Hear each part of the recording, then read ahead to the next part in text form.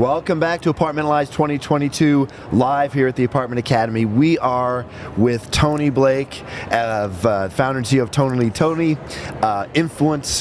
industry influencer, social media magnet, all things Apartmentalize and the apartment industry. Thanks for joining us. Oh my gosh, I'm excited to be here. Love to lend my voice to this amazing conference. For those of you who are here, hey! For those of you who are not, hello! Yeah, what are you actually doing right now if you're not here? And thanks for joining us live right now so that you can get a little bit of a feel of this incredible event. I heard there's like 11,000 people here. It could be a record year. It could be. Yay. We're back. The industry's back. Yeah, and faces. All kinds of faces, no masks. It's been really, really awesome. Now, Toni, a lot of people know you, period, full stop, but a lot of people know you for as a speaker. You have a lot of great things to say about leasing and marketing. You're associated with Apartment All-Stars, all of that. But you have for the first time this year, you released a newsletter that was more sort of, let's call it strategic, or that was a little different take on what people are used to hearing from you. And I want to talk about some of that. Yeah, that's my trend report. So I actually recorded my trend report this year. I normally make it available to my clients, and at the executive level, I consult with them because we always talk about what are your executive goals to teach the front line? What are we looking to move? What KPIs? What part of their performance are we looking to move? So I'm always talking with the national teams and the executives, but my audience, my tribe, is definitely the leasing and the site teams and the managers and maintenance. I mean, those are my people. That's who I'm speaking to. But this year was such a big year. So I follow trendwatching.com, one of the biggest global trend watchers. I follow the Edelman Trust Barometer, which I've been following for about 9 years. It's phenomenal. In fact, I would tell you to go back to about 4 years and then move forward on what's happened with trust in America. Yeah. Because in 2018, we were the biggest global losers of trust, the USA, and it was industry. Huge loss of trust in industry. And then last year and this year, the United States of America, the most trusted was industry.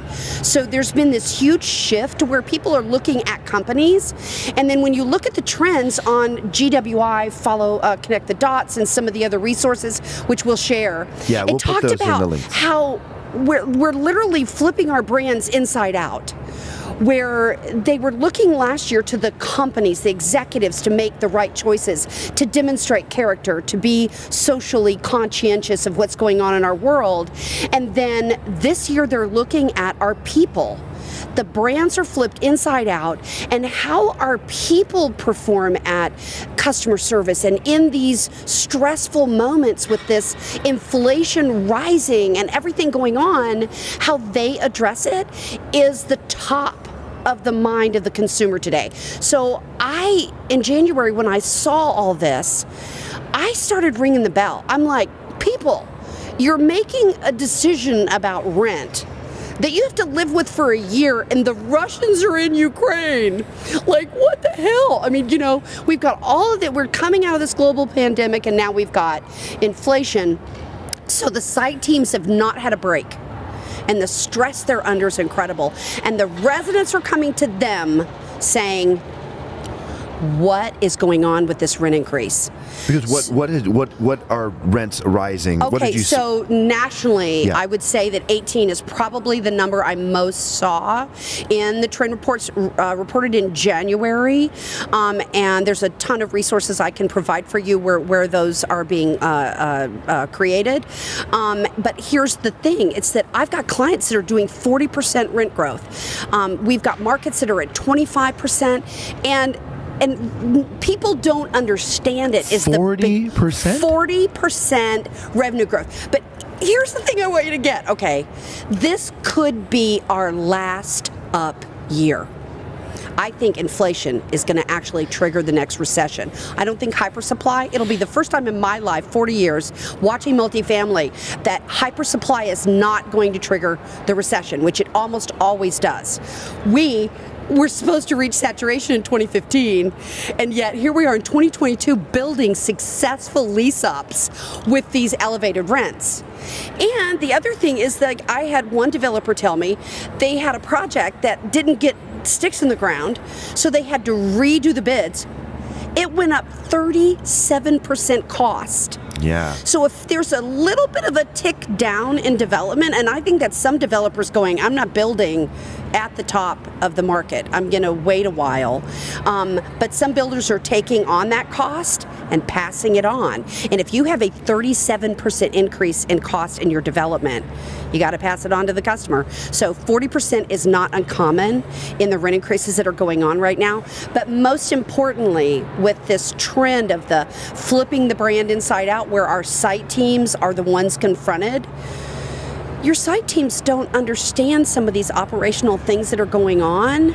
And so all year long, I've been working really hard to make sure the site teams don't see it as like a golden parachute that you've got. For the owners. For the owners. Yeah. Like that you've got. I had one property tell me that the cost of their insurance, one line item, was up $40,000. So executives see this. The site teams don't know it. They have consumer thinking, and good Lord, there's bias against us with the rent moratorium and what the hell, going on. And so all of a sudden, like, there's this bad landlord, you made me pay rent during COVID, and it's unacceptable. And so on the tail of that, now we're faced with this inflation, 5.9 according to the Social Security Administration currently, but we're going into about an 8.9. So you're making a decision about your rent for a year into the future. Yes. Freon is up 300%. Finding an appliance is a scavenger hunt. And we've got costs that we have to cover in the decisions we're making right now moving in. So I literally have clients where we're doing like the COLA, the cost of living adjustment through the Social Security Administration. We're following that math and calling it a COBA, which I made up. It's not an official term, but it should be a cost of business adjustment. It makes sense, doesn't it? Come on now, who's with me? All right, give me something in the chat. But the COBA, it just sounds good, doesn't it? Cost of business adjustment. It's going to catch on. It's with the Southern accent. But the cost of business adjustment, and we're literally showing them. We're going to do 5.9 growth in your rent here through the end of the year. Then we're doing 8.9. And I had a client that was doing a 2% across the board rent increase. And I was like, dude, you're not going to pay your bills next year. So I help them and their managers understand it and completely convert. So yes, I normally have a message for the site teams, like let's be joyful and be fun, and here's the marketing trends. But I am dedicated to multifamily housing, and this is a really crazy time. And so I wanted to use my voice to speak to the executives this year. And you haven't mentioned labor, cost of labor, no. Right? Which is a significant component, obviously. Right, and also retention. If your employees don't understand, I asked the executives to pull like 2 line items. And I know NIA did a whole thing with using a $1 bill on the makes sense of the cost of renting, but I want big numbers. I want the resident to hear that we just paid $575,000 property taxes on your home, that if you owned a home, you would pay property taxes. Right. If you owned a home, you'd pay this. If you owned it, but we paid it. And to take off this idea that we're just trying to overcharge them does not truly, it's not really the truth. And if our teams in the field understood it better and had a better operational vision of it, I believe that they could justify it with the residents and work on the resident relations that they need to have. Yeah, then I think that's really the point, Toni. I think that listeners, viewers should take away from this if they're on the executive side is, as operating executives, COOs and directors of operations, they understand these things. They see... You see it all the time. That's right. But if they don't communicate the things you're talking about to the folks in the field who are on the front lines of presenting that rent increase to the residents, who then they take the slings and arrows of how dare you raise your rent on me and et cetera, then they're not armed to explain in a meaningful way why this isn't just about lining the landlord's pockets. It's about being able to provide affordable housing without losing money in an inflationary cycle. It's important. I think it could be hurtful to your online reputation as well. I think if your site teams don't manage this correctly with the right, justifiable financial information for the resident that they are made aware of and have deep clarity about. I created a card game that has 2 decks of cards. One deck of cards has actual resident objections, like what residents are saying when they come in the office. And the other stack has points of consideration, things the resident should consider. And they shuffle the cards, and every time they turn over 2 cards, it creates a practice conversation.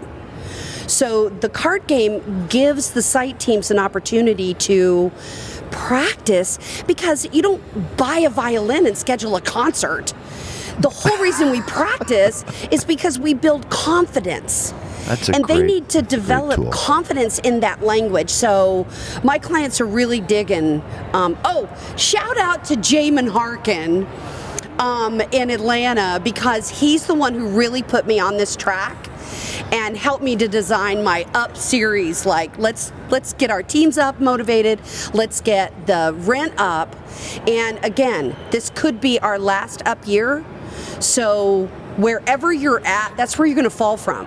So I completely agree with the rent growth, and I think it's important. I just want the site teams to be operationally aware of where that money's going and that we need it, that it's not some just market rate adjustment, that this is a strange time and we need to be growing our revenue. That's a good message to give to folks with the proper context, at a time like this, so that in a year they're not in trouble. Toni, thank you for so much for coming on the Apartment Academy today. We're going to let you get back to the trade show floor. We're going to put some of the resources that you mentioned. We'll put that in when we post this for folks to watch at a later time. So thank you for that as well. You're welcome. It was great to see you. Oh, so great to see you. Thank you for making this happen and giving us an opportunity to share live from NAA. Back to you all, and we'll be up in about another half hour with another scintillating interview here at the Apartment Academy. Woo! Bye-bye.